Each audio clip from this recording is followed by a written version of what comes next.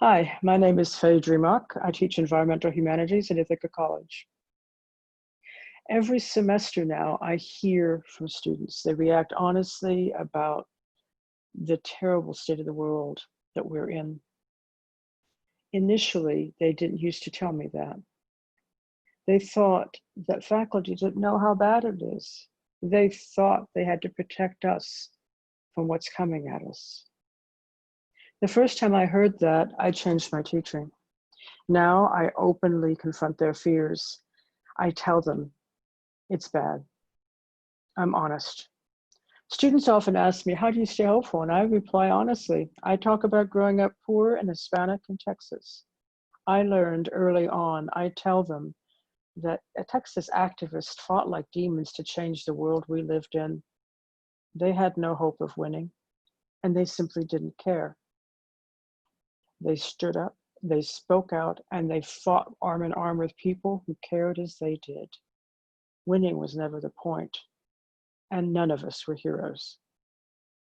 So to answer their questions about hope, I tell my students, let's agree that we have no chance of getting out of this mess alive.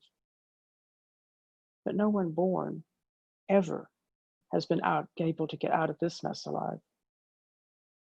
Secondly, I explicitly connect them to each other, and I create space for them to work together, not to agree, but to dissent. My students and I happen to run 2 online journals in addition to courses. My students teach each other how to create podcasts. They write feature pieces, they run social media, they design websites, they create journal art, and they cold call scientists and others for their interviews. And these are science students and studies students, not writing students. They learn to argue and to dissent and to experiment with digital tools of effective communication and marketing. They build faith in themselves and in each other as agents of change.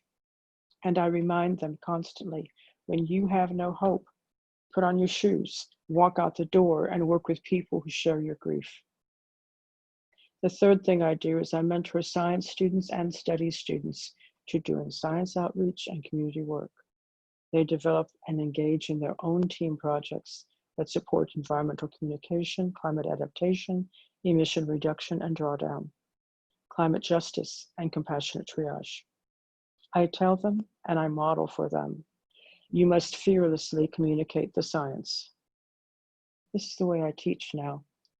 With COVID, with children in cages at the borders, with people of color being killed, with all this messiness, I remind myself every day, if I am to mentor these students who will be walking into a cataclysmic future, this is what I must teach. I tell them, don't care about the winning. Create your own hope working with others and insist that the science be heard. Thank you.